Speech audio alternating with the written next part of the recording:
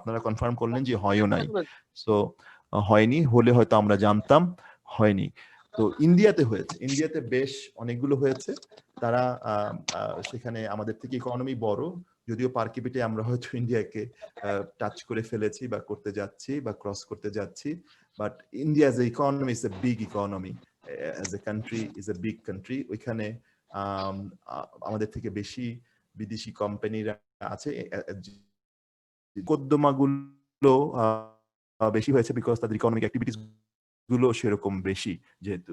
So আমরা এরকম একটা দেখি, এরকম একটা আপনার কোম্পানি হচ্ছে মিৎসুই কোম্পানি, নাম শুনেই বুঝতে পারছেন জাপানিজ কোম্পানি মিৎসুই। হ্যাঁ, Mitsui is kind of a three, Mitsu মানে তিন। Recently, the Delhi High Court, in the case of Mitsui and Kong Limited, the taxpayer held that office of the taxpayer and its activities cannot be regarded as its permanent establishment. High Court decision টা হলো এই Mitsui company যারা আছেন ইন্ডিয়াতে তাদেরকে permanent establishment বলা যাবে না। Tax authority, Indian tax authority তাদেরকে পার্মানেন্ট এস্টাবলিশমেন্ট ধরে ট্যাক্স করে দিয়েছিল। হ্যাঁ, সুতরাং হাইকোর্ট তখন মিৎসুই কোম্পানি সেটা মামলা করেছে, মামলা করে তারা তাদের পক্ষে ভার্ডিক্ট পেয়েছে যে তারা আসলে পার্মানেন্ট এস্টাবলিশমেন্ট না, তাদের যে ক্লেম সেটা হাইকোর্ট কনফার্ম করেছে। তাহলে ব্যাকগ্রাউন্ডটা একটু দেখি আমরা। cannot be all right. দেখেন তারপরে in order to constitute permanent establishment within meaning of article 5(2), এই যে দেখেন সব জায়গাতেই যত এই আর্টিকেল 5(2) কিন্তু এটা হচ্ছে ওই India Japan tax double taxation treaty, সেই 5(2) সব জায়গাতেই মোটামুটি যেগুলো সবাই যেহেতু ওই মডেল ট্রিটি আইদার ওএসসিডি অথবা ইউনাইটেড নেশনস এর মডেল ট্রিটি ফলো করে, সুতরাং আর্টিকেল গুলো মোটামুটি কনসিস্টেন্ট। আমাদেরও সবগুলো পার্মানেন্ট এস্টাবলিশমেন্ট পৃথিবীর ম্যাক্সিমাম দেশের সাথে যতগুলো করে সবগুলোতেই ওই আর্টিকেল 5ই পার্মানেন্ট এস্টাবলিশমেন্টের সংজ্ঞা দেয়া আছে। তো ইন্ডিয়ান জাপান ট্যাক্স ট্রিটি এই 5(2) পার্মানেন্ট এস্টাবলিশমেন্টের সংজ্ঞাটা দেয়া আছে। It was not enough to have office. Okay, তো কি বলছে article 5(2) of India Japan tax treaty, it was not enough to have office, factory, or a workplace, workshop, etc., but it required that such place was a fixed place of business through which the business of an enterprise is wholly or partly carried out under Article 5(1) of the tax treaty. India Japan tax ট্রিতে এই যে 5(2) ওই অনেক জায়গাতে বলা আছে যে এটা একটা অফিস হলেই চলবে, ফ্যাক্টরি হলেই চলবে, সেটা কিন্তু না। হ্যাঁ, ওইটা কয়েকটা উদাহরণ দেয়া আছে, আপনি ইন্ডিয়া জাপান ট্যাক্স ট্রিটা যদি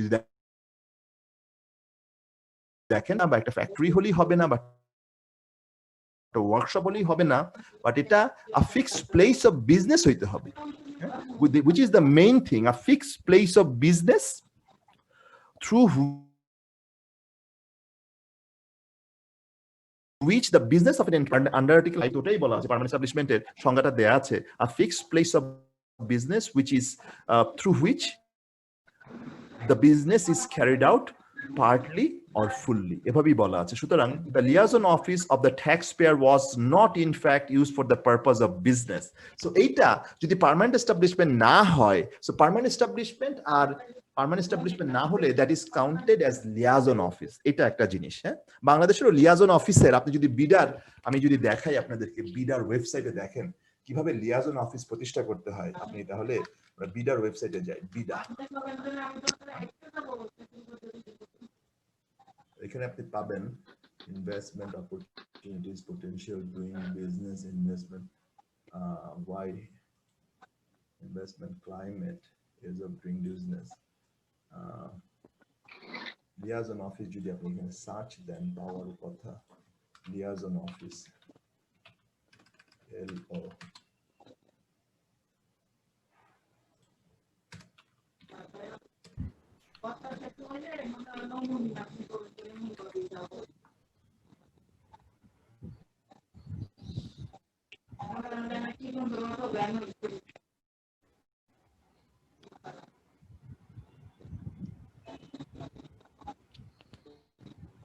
দেখি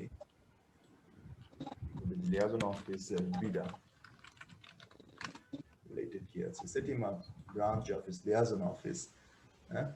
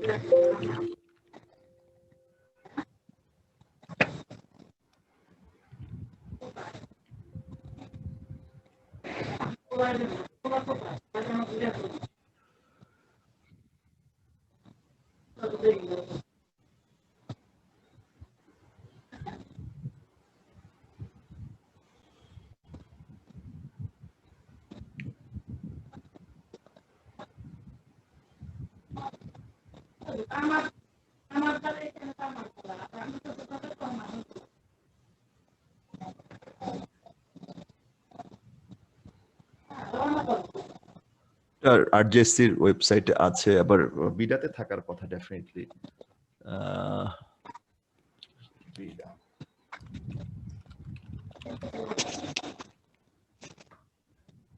বিডাতে বলে স্যার, বিডার ওয়েবসাইটে লাইজন অফিস বলে তো ওইভাবে কিছু নাই স্যার। না, লিয়াজন অফিসেরটা ছিল, লিয়াজন অফিসেরটা ছিল থাকার কথা বিডাতে।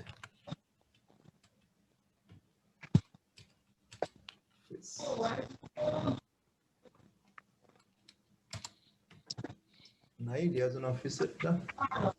এখানে স্যার, স্যার বিডাতে liaison office slash branch office, liaison office বলে স্যার এক তো ক্যাটাগরিক্যালি যেটা স্যার ইন্ডিয়ানে পাওয়া যাচ্ছে, ক্যাটাগরিক্যালি আমাদের মধ্যে লাইজন অফিস বলে স্যার ওরকম নেই, liaison office slash branch office. তার মানে একেবারে sir sharp differentiation between liaison office এর ব্রাঞ্চ, এটা স্যার আমাদের এখানে নেই স্যার। থাকার কথা কিন্তু অনলাইন সার্ভিসেস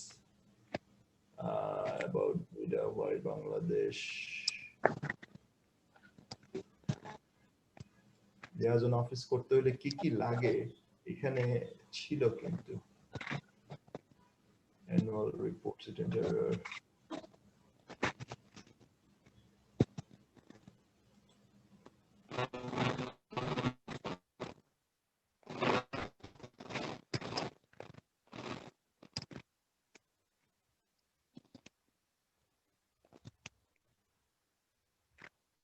ভাই আপনার ফোন থেকে সাউন্ড আসতেছে ভাই, একটু মিউট করেন।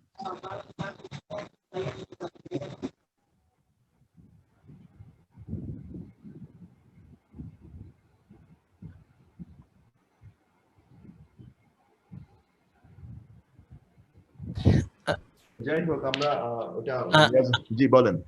আসসালামু আলাইকুম স্যার। ওয়ালাইকুম আসসালাম স্যার, আমি আপনার চ্যাট বক্সে আমার মেইলটা পাঠিয়েছি, আমি এইমাত্র ঢুকলাম আর কি, আমার অফিসে একটু লেট হয়ে গেছে স্যার আসতে। একটু পরে স্যার আমরা যদি জি একটু স্যার, পরে আপনারটা নেই, একটু পরে আপনি একটু করেন জি স্যার। আপনার যখন কল করব। আচ্ছা যাই হোক আমরা লিয়াজন অফিসারটা স্যার জি বলেন, পাইছেন? স্যার জি স্যার, একটা ওয়েবসাইট আছে রিসোর্স ডট, না আমার কাছে আছে এমনিতে, আমি just give me a second, আমি তাহলে দেই আপনাকে। আমার আছে কালে করে আপনাকে ই থেকে দেখাইতে, ওরা মানে সরাই ফেলছে ওখানে আটটা ডকুমেন্ট বিডার আছে। ওয়েবসাইটে। আচ্ছা আমি দেখাচ্ছি আপনার, আমার কাছে আছে করা, বাট ওরা একসময় রেখেছিল, এখন আমি পাচ্ছি না, বিডাতে দেখতেছি না। বিডাতেই পারমিশন নিতে হয় লিয়াজন অফিসের। হ্যাঁ, বিডার পারমিশন নিতে হবে, বিডাতে আগে ছিল স্যার, এখন তো এখানে ছিল, আমি দেখতেছি না এখন, আমার কাছে আছে, তবে সেভ করা আছে, আমি আপনাদেরকে দেই, দেখাই যে কি কি লাগে লিয়াজন অফিস, কি কি লাগে। Liaison office is the opposite, মানে যদি এটা যদি পার্মানেন্ট এস্টাবলিশমেন্ট না হয় দেন ইটস দ্য লিয়াজন অফিস, ওই যেটা মিৎসুই এন্ড কোং হইছে। সুতরাং তার লিয়াজন অফিসের কোনো ট্যাক্স হয় না, এটা কোনো ইনকাম ট্যাক্স হয় না। Give me a second. Corporate direction.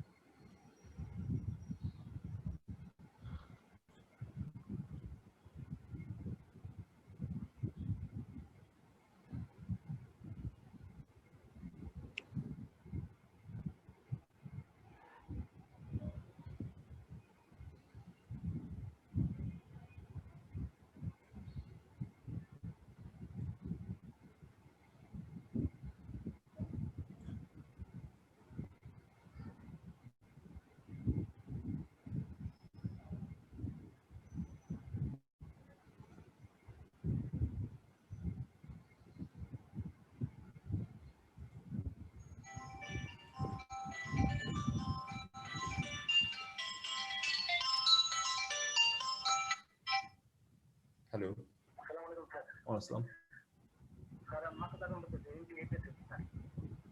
MPA,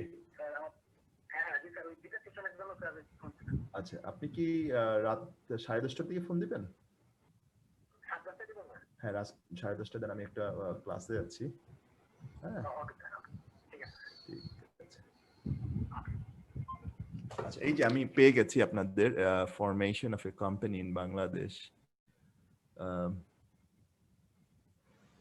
এই যে লিয়াজন অফিস করতে কি কি লাগে আপনাদের দেখাই, অথবা এখানে আমি একটা দিয়ে দিই।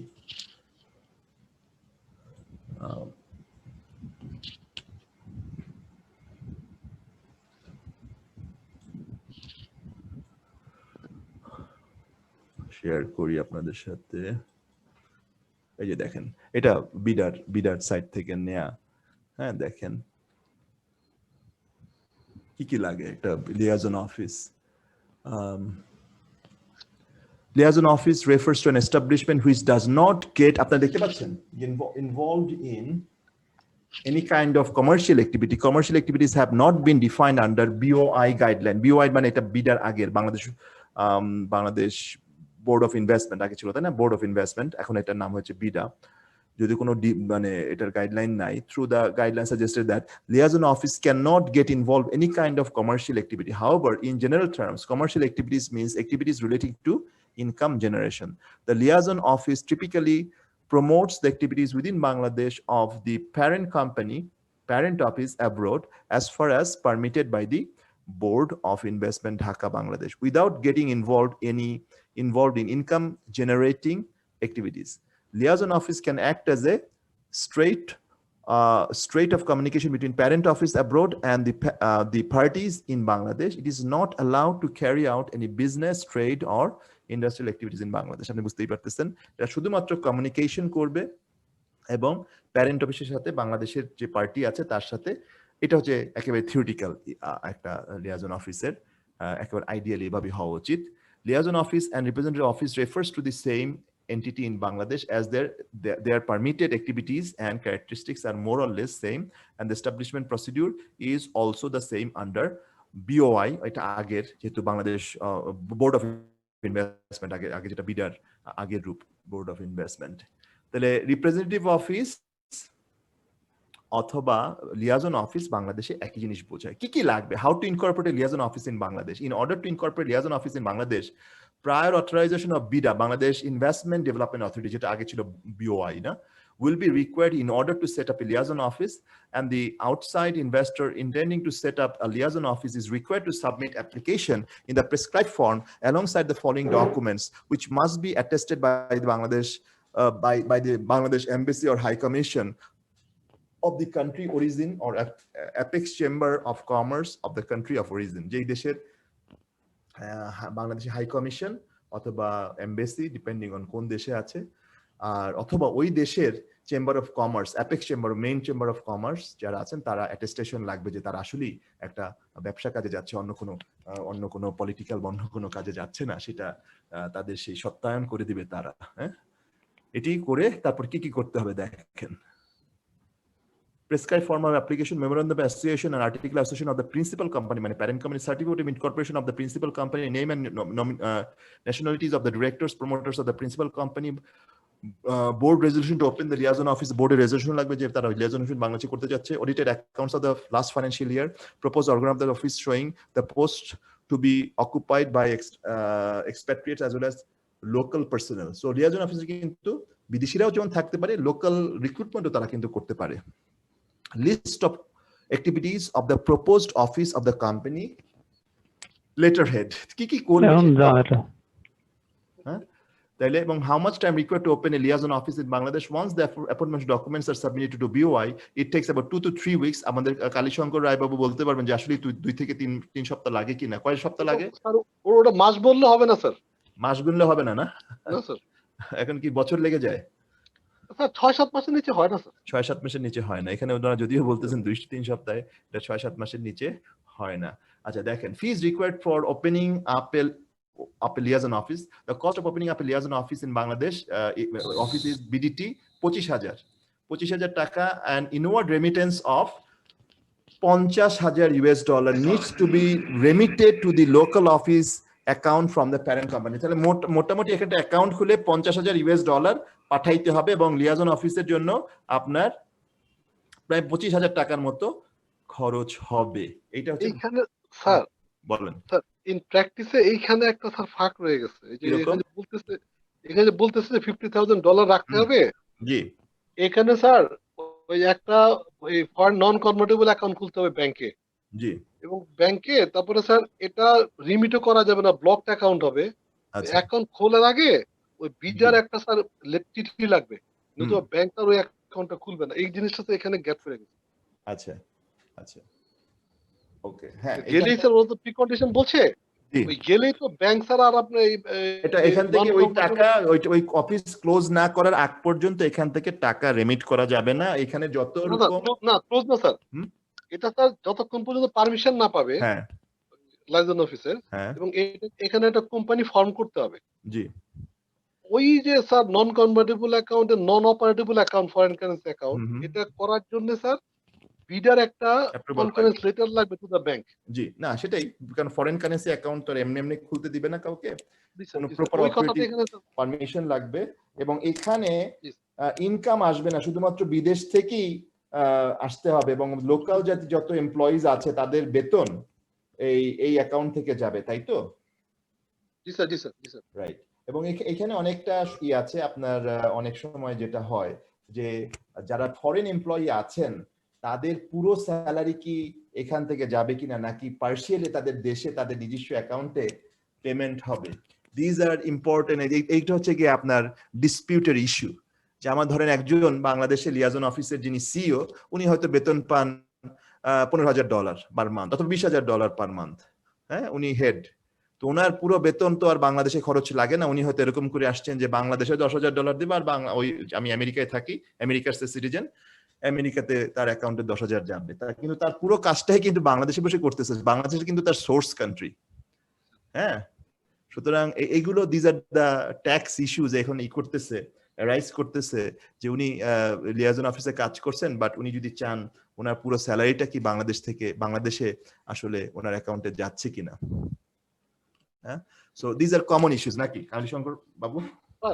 স্যার এখানে দুটো জিনিস স্যার, যখন সাবমিট করবে তখন ফরেন এমপ্লয়মেন্ট ভার্সাস বাংলাদেশ এমপ্লয়মেন্টে একটা রেশিও আছে, সেই রেশিও মেনটেন করতে আচ্ছা হয়।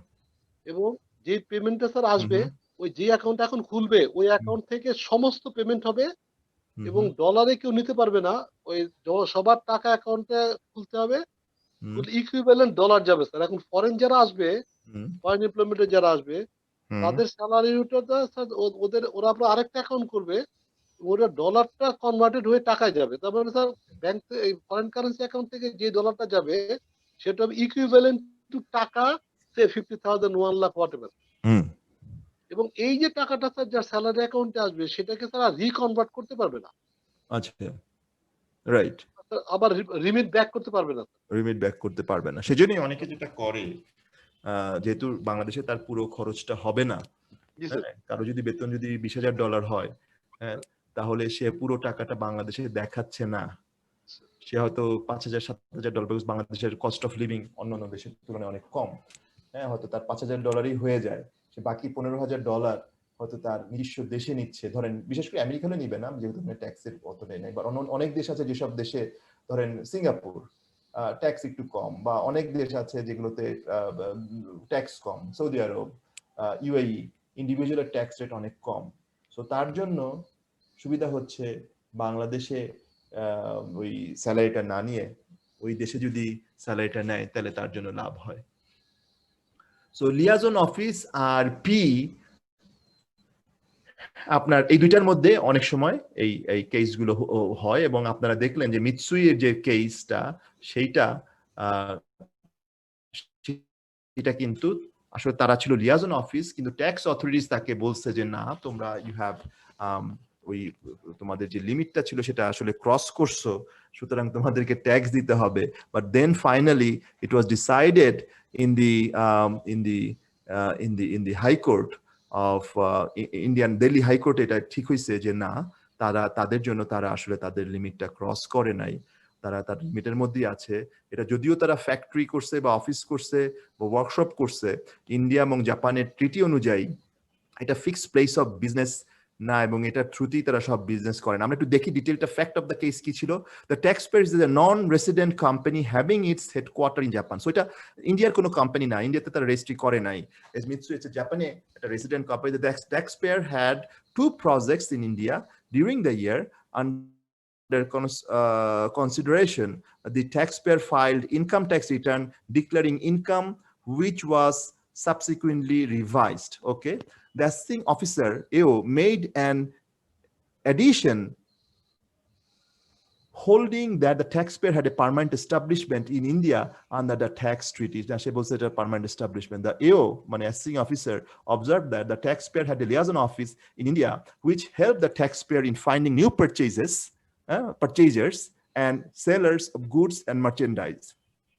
However, the taxpayer contended that the condition imposed upon it by the Reserve Bank of India permitted it to have a liaison office in India, ION, not carry on any trading, commercial, or industrial activities from such liaison office was fully complied by it.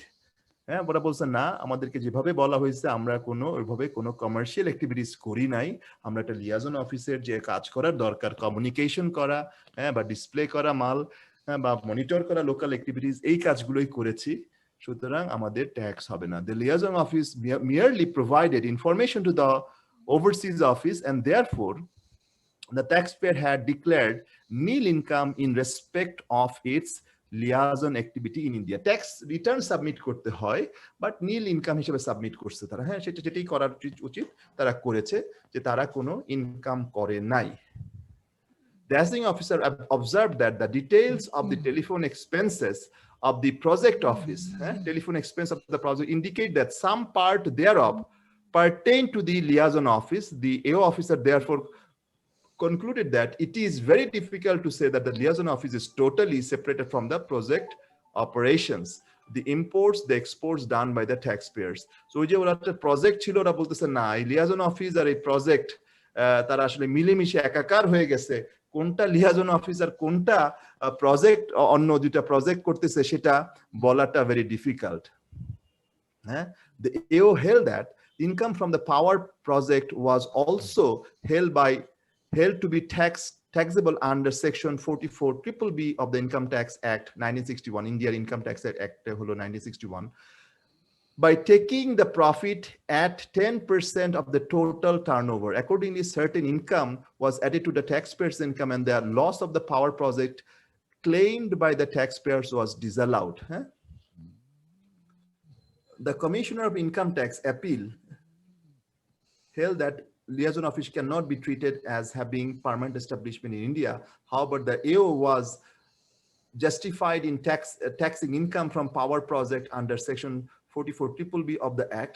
Subsequent income tax appellate tribunal, the tribunal held that the taxpayer is not having permanent establishment in India and therefore exempt under the tax treaty. The taxpayer is not liable to tax under section 91 Roman 6(1) of the Act because of it was not having any business. So it appellate tribunal tax authority হেরে গেছে, তারপরে তারা আবার গেছে হাইকোর্টের ডিসিশনটা দেখেন। In the present case, the onus was on the tax department to demonstrate that liaison office of the taxpayer was a permanent establishment within the meaning of Article 5(1) and 5(2) of the tax treaty. দেখেন, যেহেতু তারা হেরে গেছে, onus the responsibility, এটা প্রমাণ করা tax ডিপার্টমেন্টের responsibility, যেটা যে তারা এটা ওই যে মিৎসুয়ের এটা পার্মানেন্ট এস্টাবলিশমেন্ট কিনা সেটা তাদের প্রমাণ করতে হবে। It was not enough for the tax department to show that the taxpayer had an office, factory, or a workshop, etc., within the meaning of Article 5(2) of the treaty. For the purpose of Article 5(1), the tax department was required to show that such place was a fixed place of business through which the business of an enterprise is wholly or partly carried out. এটা তো ওরা দেখাইতে পারেন নাই, tax ডিপার্টমেন্টের responsibility হয়ে গেছে এখানে এটা তাদেরকে প্রমাণ করা, but they could not do it. For the assessment year in question, the liaison office of the taxpayer was not in fact used for the purpose of business. এটা বিজনেসের পারপাসে যে ব্যবহৃত হয়েছে এরকম কোনো প্রমাণ ট্যাক্স অথরিটি দেখাতে পারে নাই। Article 5, sub-article 6, clause 6 of the tax treaty assume significance. The use of liaison office is solely for the purpose of search or display or solely for the purchase of good or collecting information or for any other activity. Such an activity would be the preparatory of government establishment. মানে এগুলো commercial activities না, শুধুমাত্র গুডসের ব্যাপারে information নেওয়া, collecting information, এগুলো হলো একটা liaison অফিসের কাজ। আইডিয়ালি কমার্শিয়াল কোন অ্যাক্টিভিটিস করতে পারে। The mere fact that the manager of the taxpayer stated that the books of accounts might be kept in a warehouse or some portion of the telephone expenses were attributable to the liaison office, or that chief representative of the taxpayer was managing both the liaison office as well as the project office, was hardly sufficient to conclude that the liaison office was being used to carry on business of the enterprise. মানে ওনারা একই head হয়তো দুইটাই চালাচ্ছেন, that doesn't mean যে liaison office আসলে অথবা তারা টেলিফোন একই টেলিফোন দুই জায়গায় ব্যবহার করেছেন, এটা is not enough. The CITA found that permanent staff, all right, আমরা একটু এখানে বেশ কয়েকটা আছে, আমরা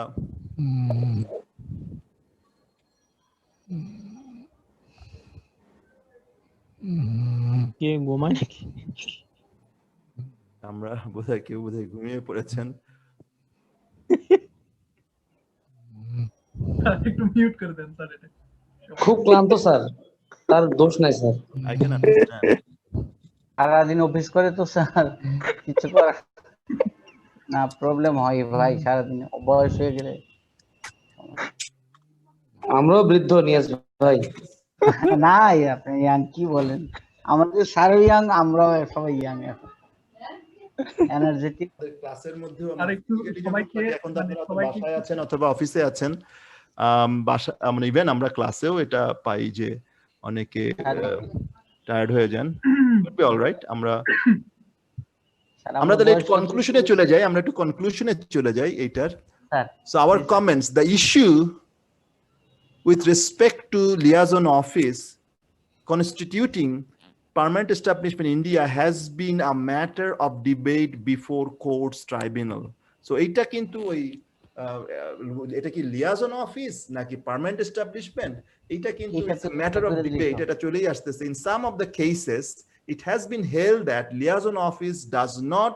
স্যার আপনি কি শেয়ার করেছেন স্যার? আচ্ছা, শেয়ার করেছেন স্যার? হ্যাঁ, শেয়ার করেছিলাম আপনাদের, আবার মাঝখানে বোধহয় আমি। This is one of the cases,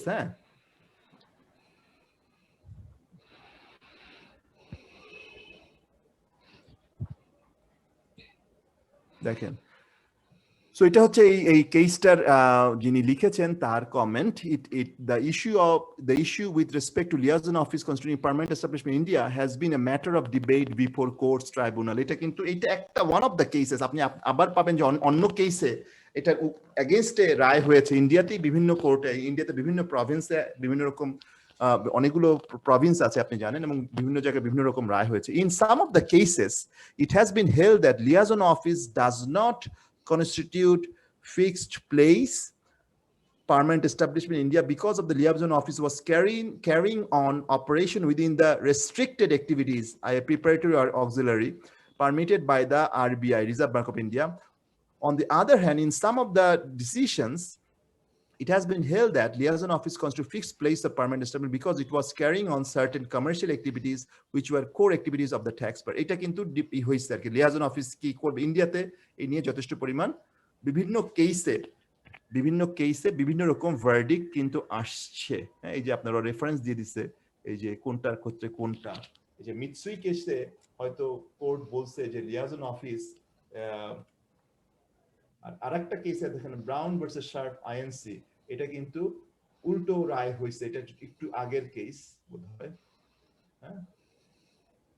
Recently, the Delhi tribunal, in the case of GE Energy, General Electric Energy, Parts Inc. Incorporated, held that the liaison office of overseas group entity constitute fixed place permanent establishment under the Indian-US tax treaty, since activities carried on by Indian entity from liaison office premises were substantial and core in nature and not merely of preparatory and auxiliary characteristics. এই আরেকটা কেসে কিন্তু উল্টো verdict হয়েছে, জি electronics, জি energy parts incorporation, যেটা American একটা company, যেটা ইন্ডিয়াতে লিয়াজন অফিস আছে, তাদের এগেনস্টে কিন্তু রায়টা হয়েছে সেখানে দিল্লি ট্রাইব্যুনালে, বিকজ ওরা ওদের প্রিমিসে আসলে কিছু কাজ করতেছিল যেগুলো আসলে লিয়াজন অফিসের করার উচিত না, সুতরাং তাদের এগেনস্টে কিন্তু ভার্ডিক্ট হয়েছে। This is a welcome decision of the Delhi High Court dealing with permanent exposure of multinational entities. However, it suggested that the foreign entities conducting business in India may regularly assess their possible P exposure risk. এটা যেহেতু এই আপনার KPMG লিখছে, so তারা একটু তো biasness আছে, তাদের প্রফেশনাল বায়াসনেস আছে। দেখেন কেপিএমজির এটা ট্যাক্স ফ্লাশ নিউজ 2017, সুতরাং এই কমেন্টসটা হচ্ছে তাদের, যে তারা একটা প্যাম্পলেটের মতো বানাইছে যেটা কিন্তু পক্ষে বিপক্ষে বিভিন্ন কেস হইছে। সুতরাং এই যে ডিসিশনটা হয়েছে তাদের মানে ক্লায়েন্টের পক্ষে, বিকজ নর্মালি কনসাল্টিং ফার্মগুলো বিভিন্ন ক্লায়েন্টের পক্ষেই কথা বলবে, খুব স্বাভাবিক। আর যেটা হয়েছে যে এটা এই যে সবসময় এই পার্মানেন্ট এস্টাবলিশমেন্টের রিস্ক অ্যাসেস করা দরকার, সো দ্যাট তাদেরকে ভবিষ্যতে এরকম না সমস্যায় পড়তে হয়, যে যেটা জি ইলেকট্রনিক্সকে পড়তে হয়েছে, যদিও এটা পার্মানেন্ট এস্টাবলিশমেন্ট ছিল না, লিয়াজন অফিস ছিল, কিন্তু তারা এমন কাজ করেছে যেটা আসলে তাদের ওই লিমিটটা যেটা আছে সেটাকে ক্রস করে গেছে, সেই জন্য কিন্তু তাদের এগেনস্টে ভার্ডিক্ট হয়েছে। আপনি দেখেন লাস্টের যদি কমেন্ট পড়ে দেখেন, একটু বায়াসড আছে, বায়াসনেস আছে এখানে, থাকবে, খুবই স্বাভাবিক থাকার কথা, because this is the pamphlet, এটা কেসটা। হ্যাঁ, সো আপনারা কি বুঝতে পারছেন এই জিনিসটা? কেসটা যে দিলাম, জি স্যার। দিয়ে দিয়েছি। সো লিয়াজন অফিস এবং এই পার্মানেন্ট এস্টাবলিশমেন্ট, এই দুইটা, এটা কি লিয়াজন অফিস কি পার্মানেন্ট এস্টাবলিশমেন্ট কনসিডার হবে কি হবে না, এটা ডিপেন্ড করতেছে লিয়াজন অফিসটা তাদের যেই ধরনের কাজ করার কথা, হ্যাঁ, সেটাই করতেছে কিনা, নাকি তারা মাঝে মাঝে অন্যান্য অনেক সময় কমার্শিয়াল অ্যাক্টিভিটিসও করে ফেলে। ধরেন লিয়াজন অফিস যদি কোনো বিজনেস ডিল সাইন করে, এটা যদি ট্যাক্স অথরিটি জানতে পারে, তাইলে ওইটা আর লিয়াজন অফিস থাকবে না।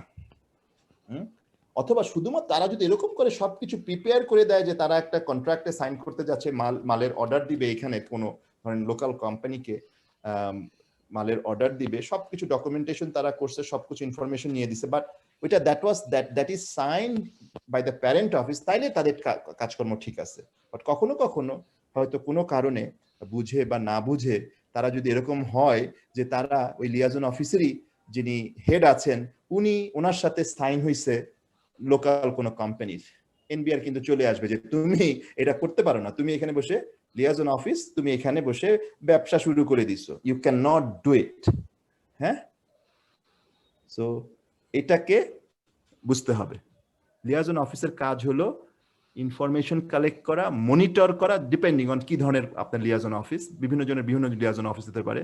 আপনি ধরেন বাংলাদেশে যেসব গার্মেন্টসের যত লিয়াজন অফিসগুলো আছে, তারা এখানে লোকাল যারা ম্যানুফ্যাকচারার আছে, যাদেরকে অর্ডার দেওয়া হয়েছে, তাদেরকে কোয়ালিটি কন্ট্রোল করে, হ্যাঁ, মনিটর করে যে মালের কাজের অগ্রগতি কতদূর, ঠিক সময় মালমত সাপ্লাই দিতে পারবে না কিনা, ইন্সপেকশন করে, এগুলো করে। হ্যাঁ, কিন্তু তারা যদি আরো 5টা অর্ডার দিয়ে দেয়, তাইলে ওইটা তার লিয়াজন অফিসের কাজের মধ্যে পড়বে না, এবং যদি ট্যাক্স অথরিটি জানতে পারে, তাহলে কিন্তু তারা এসে যেই পরিমাণ অর্ডার দিয়েছে ওইটার উপর তারা একটা কিন্তু ট্যাক্সের বিষয় আশায় চলে আসতে পারে। এতটুকু কি বোঝা গেল? জি স্যার। স্যার, হ্যাঁ বলেন, কারো কোনো কমেন্ট আছে বলেন। জি স্যার, গার্মেন্টস এর ক্ষেত্রে একটা কনফ্লিক্ট আছে স্যার, ওই যে বাইং হাউস নিয়ে। জি, এই বাইং হাউস আর লাইসেন্স অফিসের মধ্যে সবসময় স্যার একটা কন্ট্রাডিকশন চলে। Actually buying house licence office না, তারা তো বিজনেসই করে বলতে গেলে। রাইট। স্যার, এই এই যে জাজমেন্টটা স্যার আপনি ডিসকাশন করলেন, হ্যাঁ, this thing sir driving point ছিল স্যার প্রিপারেটরি ওয়ার্কটা। রাইট। কারণ প্রিপারেটরি ওয়ার্কের যে ব্যাখ্যা, কেউ যদি কোনো লাইজেন্স অফিস হ্যাঁ। যদি স্যার মার্কেট ডেভেলপ করে, জি মার্কেট সার্ভে করে, হুম সার্ভে করাটা পর্যন্ত স্যার ঠিক আছে, এটা প্রিপারেটরি হতেই পারে, প্রিপারেটরি কিন্তু এন্ড ইনফরমেশন গ্যাদারিং না হতে পারে স্যার, জি মার্কেট সার্ভে করা হতে পারে। জি এখন এন্ড তারা মনিটরিং যদি ইজ স্যার ওকে, মনিটরিংও ঠিক আছে মনে নেই, ঠিক আছে স্যার, জি কিন্তু যখনই স্যার তারা বাইং হাউস মতো হয়ে কাউকে অর্ডারটা প্লেস ফ্যাসিলিটেট করবে রাইট নিগোশিয়েট করবে হ্যাঁ স্যার, যদি নিগোশিয়েট করবে, হুম নিগোশিয়েট করলেই তো স্যার আর লাইজেন্স অফিসের ক্যারেক্টার থাকবে না। থাকবে না রাইট এইখানে স্যার আমাদের দেশে যেটা হচ্ছে সেটা স্যার, ওই যে থ্যাংক যখন ইউ বাইং হাউস গুলো স্যার নিগোশিয়েট করে, হুম তখনই তো স্যার ওরা আনঅফিসিয়ালি নিগোশিয়েট করে, জি এলসি খোলে না, ওই এই কি বলে স্যার, সিলেক্টিভ ট্রান্সপারেন্ট মাল বেচাকেনা করে, জি কিন্তু নেগোশিয়েটটা তো স্যার ওরা করে। জি এবং ওরা স্যার যে ইন্সপেকশনটা করে যায়, যে প্রি শিপমেন্ট ইন্সপেকশন যেটা করে বাইং পিএসআই হাউস, করে সেটাও তো স্যার লাইজেন্স অফিসের ডিউটির মধ্যে আসার কথা না, কারণ প্রি জি শিপমেন্ট ইন্সপেকশন করলে তো charge payable by the seller, জি তখন তো in other way they are earning. হ্যাঁ এই কনফ্লিক্টটা কিন্তু বাংলাদেশে বাংলাদেশকে প্রচন্ড, পিএসআই করলে কি সেটা ধরে হ্যাঁ ধরে তো স্যার, এখন ধরা শুরু করতেছে, আচ্ছা এখন ধরা শুরু করতেছে, কারণ পিএসএ টা যারা করে জি তারা তো লাইজেন্স অফিসের লোকই করে স্যার। জি পিএসএ যখন করে তখন স্যার যে চার্জটা হয়, হুম সেই চার্জটা তো প্যারেন্ট কোম্পানি রিকভার করে, জি রিকভার করলেও তো income is earn by the liaison office. জাজনা ওই ক্ষেত্রে তো স্যার তো তার তো ক্যারেক্টার প্রিপারেটরি থাকতো না স্যার।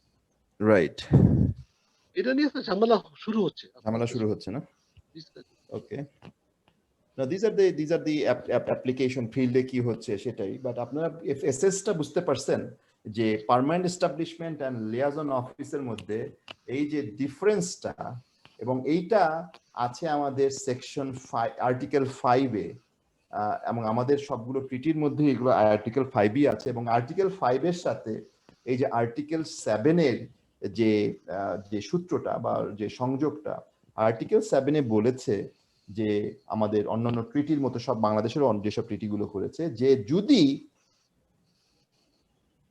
রেসিডেন্ট কান্ট্রির হ্যাঁ রেসিডেন্ট কান্ট্রির যদি পার্মানেন্ট এস্টাবলিশমেন্ট সোর্স কান্ট্রিতে থাকে তাহলেই শুধুমাত্র এটি ট্যাক্স করা যাবে হ্যাঁ যদি এখানে কোনো সোর্স কান্ট্রিতে যদি কোনো পার্মানেন্ট এস্টাবলিশমেন্ট না থাকে তাহলে ওটি শুধুমাত্র ট্যাক্স হবে শুধুমাত্র রেসিডেন্ট কান্ট্রিতে হ্যাঁ so that is the normally এটা ওএসিডি মডেল এরকমই আছে এবং ইভেন মডেলও আমাদের যতগুলো মডেল আছে আপনি যদি আমরা দেখাই ওই ইসে তাহলে কিন্তু আমরা সেটাই দেখতে পাবো স্যার সোর্স কান্ট্রি বলতে এটা কোনটা বোঝাচ্ছেন? ধরেন বাংলাদেশে একটা লিয়াজো অফিস থাকলো, ওইটার সোর্স কান্ট্রি কোনটা হবে? যে ধরেন সিঙ্গাপুরে তাদের প্যারেন্ট কোম্পানি থাকতে পারে, এটা কি বোঝাচ্ছেন? আমি এখানে ক্লিয়ার না আসলে। ধরেন আমরা যেটা তো অনেকদিন ধরে আলোচনা করতেছি সোর্স কান্ট্রি কোনটা, that is the main conflict in international taxation, তাই না? যে একটা হলো সোর্স কান্ট্রি কতটুকু ট্যাক্স পাবে আর রেসিডেন্ট কান্ট্রি কতটুকু ট্যাক্স পাবে, এটাই হচ্ছে ইন্টারন্যাশনাল ট্যাক্সেশনের মেইন কনফ্লিক্ট। সো বাংলাদেশে যদি আপনি ধরেন অ্যামাজন থেকে আপনি মাল কিনে নিয়ে আসছেন, হ্যাঁ অ্যামাজন থেকে আপনি আপনার কোম্পানির জন্য মাল কিনে নিয়ে আসছেন, এখন অ্যামাজনের কি যখন আপনি মালের বিলটা পেমেন্ট করবেন সেখানে কি আপনি 56 অ্যাপ্লাই করতে পারবেন কি পারবেন না? হ্যাঁ যেহেতু অ্যামাজন হচ্ছে আমেরিকান কোম্পানি এবং আমেরিকান কোম্পানির সাথে বাংলাদেশের ডিটিএ আছে, সুতরাং তার জন্য কিন্তু 56 প্রযোজ্য হবে না, হবে না 144 144 ডিটি ওভাররাইড করবে। আর কিন্তু এটা যদি আপনি মালটা যদি কিনে নিয়ে আসতেন অস্ট্রেলিয়া থেকে তাহলে 56 অ্যাপ্লিকেশন অ্যাপ্লাই করতেন। কিন্তু যদি ধরেন যদি গুগলে বা সরি অ্যামাজনে যদি বাংলাদেশে যদি পার্মানেন্ট এস্টাবলিশমেন্ট থাকতো তাইলে কিন্তু এখানে গুগলকে বাংলাদেশে যত ব্যবসা করতেছে তার উপর ট্যাক্স দিয়ে যেতে হতো। বুঝতে পারছেন? বুঝতে পারছি। এই তখন তো রেগুলার রেট বাংলাদেশে দেখে গুগল হচ্ছে রেসিডেন্ট কান্ট্রি, সরি আমেরিকা হচ্ছে অ্যামাজনের রেসিডেন্ট কান্ট্রি আর বাংলাদেশ হচ্ছে সোর্স কান্ট্রি, মানে বাংলাদেশ থেকে ইনকামের সোর্স তার তাই না? আর সে কিন্তু রেজিস্টার্ড হচ্ছে আমেরিকাতে। বুঝতে পারছি। স্যার নেগোশিয়েট করলে স্যার ট্যাক্স হবে কেন স্যার? নেগোশিয়েট করলে স্যার তাদের ট্যাক্সের আওতায় আসবে কেন? নেগোশিয়েট আপনি একটু আগে বললেন স্যার নেগোশিয়েট করতে পারে স্যার, নেগোসিয়েট করে দিল কিন্তু তারা কন্ট্রাক্টে সাইন করলো না, এই ক্ষেত্রে নেগোসিয়েশনের ক্ষেত্রে স্যার এটা আমরা বুঝবো কি করে? কথা তো বলি, আমি বলছি মাল কেনার ক্ষেত্রে পরের না স্যার, কালী শঙ্করদা যেটা বললেন আর কি, নেগোসিয়েশনের বিষয়টা বললেন। আমি এটা জবাব দিচ্ছি। বছর নেগোসিয়েট যখন করবে, নেগোশিয়েট কি আমরা বিজনেস অ্যাক্টিভিটি ধরবো কি ধরবো না, এখানে যে মেইন হচ্ছে জি স্যার, কোনো বিজনেস অ্যাক্টিভিটি করতে, প্রিন্সিপালটা হচ্ছে কোনো বিজনেস অ্যাক্টিভিটি করতে পারবে না, এটা সহায়ক কার্যক্রম বা প্রিপারেটরি। হ্যাঁ, বিজনেস অ্যাক্টিভিটি করার জন্য যে প্রিপারেশনটা লাগে ওই পর্যন্ত ঠিক আছে। হ্যাঁ, এখন নেগোসিয়েশনটা কি আপনি বিজনেসের মধ্যে ধরবেন নাকি প্রিপারেটরি ধরবেন? কালীশঙ্কর রায় বাবু বলতেছেন এখন এনবিআর নেগোসিয়েশনকে, এটাকে বিজনেস অ্যাক্টিভিটি ধরছে এবং অনেককে এটা অলরেডি তারা এটা বলেন কন্টিনিউ করেন। নেগোসিয়েশনটা যেই পর্যায়ে হবে, নেগোসিয়েশন কখন হবে sir? when the in case of international tender, negotiation কখন হবে? যে লোয়েস্ট হবে তার সাথে নেগোসিয়েশন হবে। আচ্ছা, মানে he is going to have the deal. তো তারপরে এখন প্রিপারেটরি কত ছিল? ইনফরমেশন কালেক্ট করা, দ্যাটস অল। একটা পাওয়ার প্রজেক্ট হবে, তার ল্যান্ড কি রকম, এগুলি কভার করা ঠিক আছে, তার কম্পিটিটর কি, ইন্টেলিজেন্স কাজটা। কিন্তু নেগোসিয়েশন করা মানে তো ওই পার্টটা শেষ। They won the case, won the contract. এখন নেগোসিয়েশন যখন করবে তখন তো স্যার কন্ট্রাক্ট লোয়েস্ট হওয়ার পরে করবে। কন্ট্রাক্ট লোয়েস্ট, টেন্ডার লোয়েস্ট হওয়ার পরে যা করবে অলওয়েজ সবই বিজনেস অ্যাক্টিভিটি হবে স্যার। স্যার এটা negotiation sir in favour of year, আপনাদের পিসিবিতে যখন নেগোসিয়েশন করেন তখন কি করেন? লোয়েস্ট হওয়ার পরে নেগোসিয়েশন করেন না? হ্যাঁ করে। তো নেগোসিয়েশন পরে যখন লোয়েস্ট হওয়ার পরে যখন নেগোসিয়েশন করেন, তো লাভটা কার হয়? হয় আপনার হয়, নতুবা যে লোয়েস্ট পার্টি হতে পারে। তো তার মানে কি হচ্ছে? তার মানে প্রিপারেটরি না তো, তখন অলরেডি ডিল হয়ে গেছে, মোটামুটি তাকে দেয়া হয়ে যাচ্ছে তখন। জি, নাইস, জানলাম দাদা এক্সপার্ট। অলরাইট,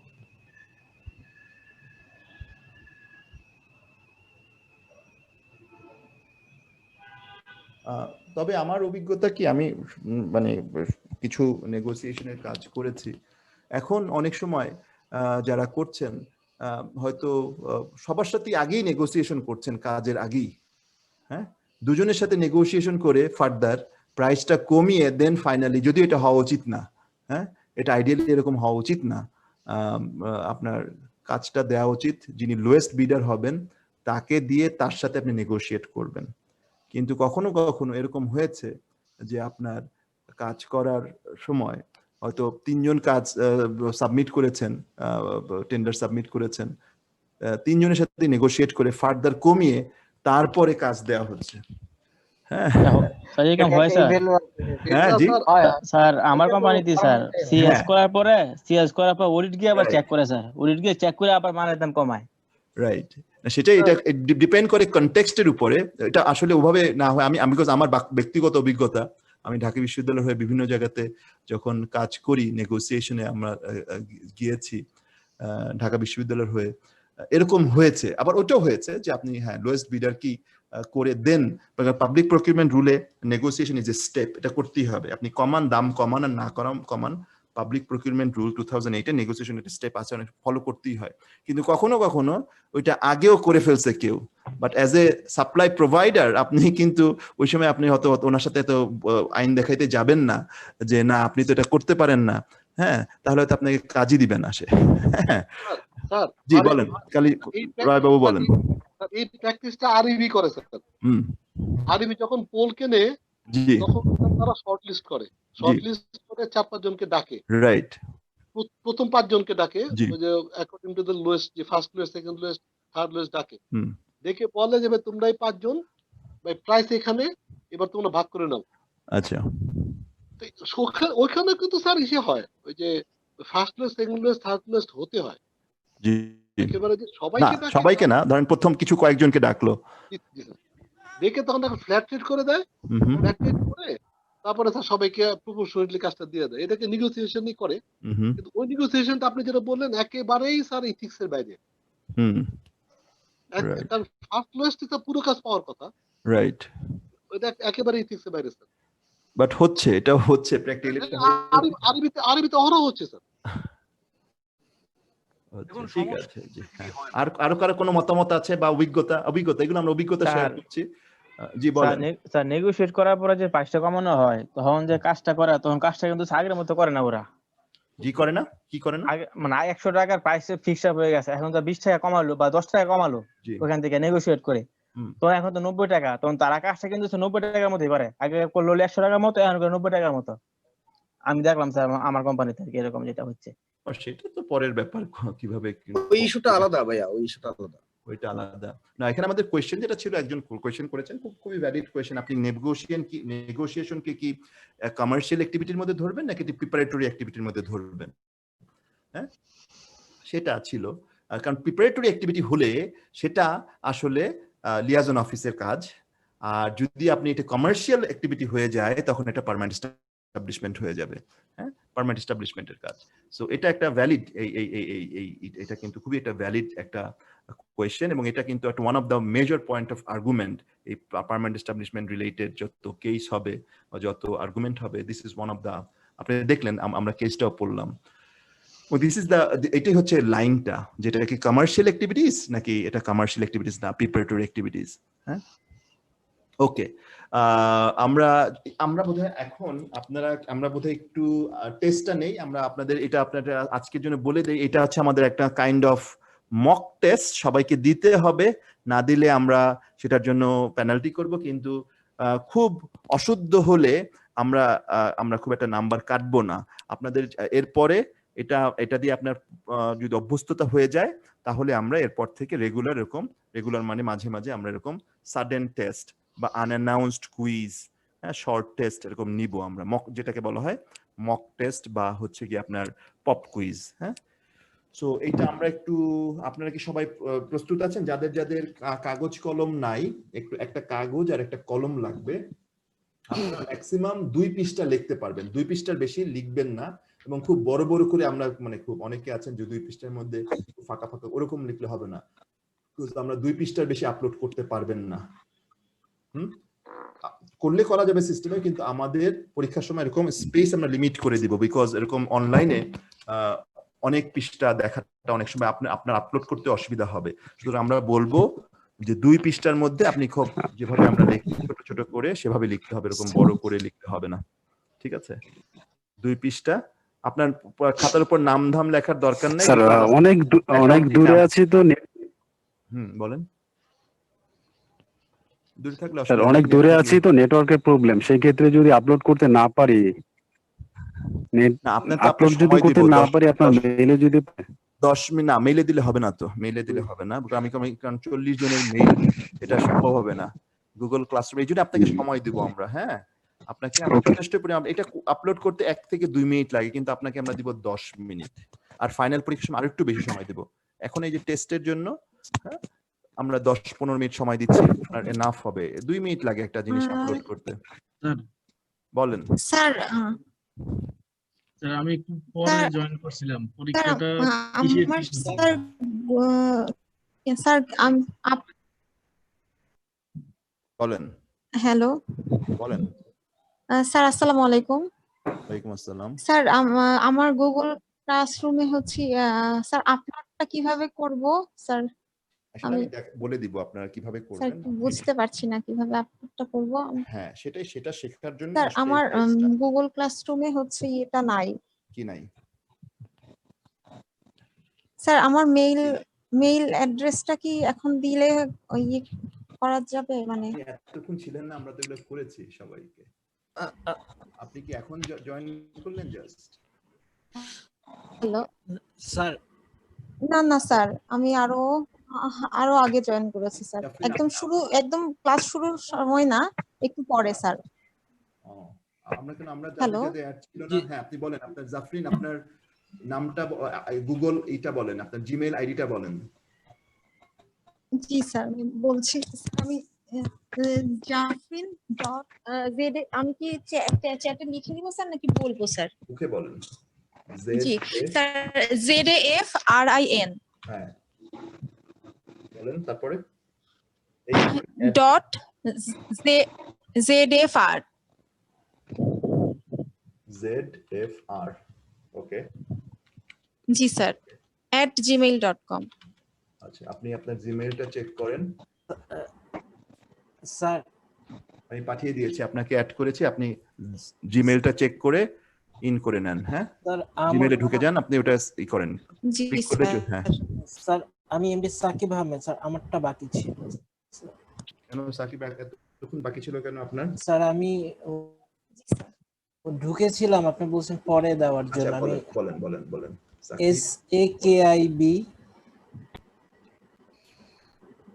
বলেন, ক্যারি অন।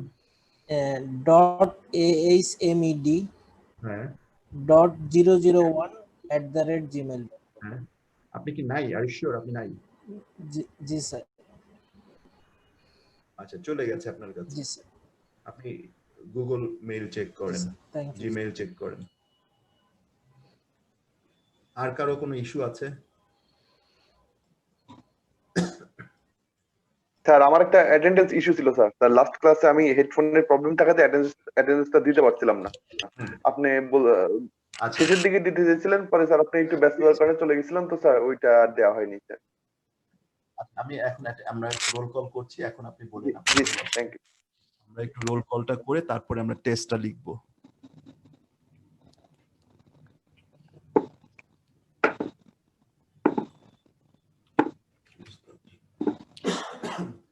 আব্দুল্লাহ মামুন সাহেব, respond roll call please. Abdullah Mamun সাহেব ফার্স্ট ব্যাচের। আচ্ছা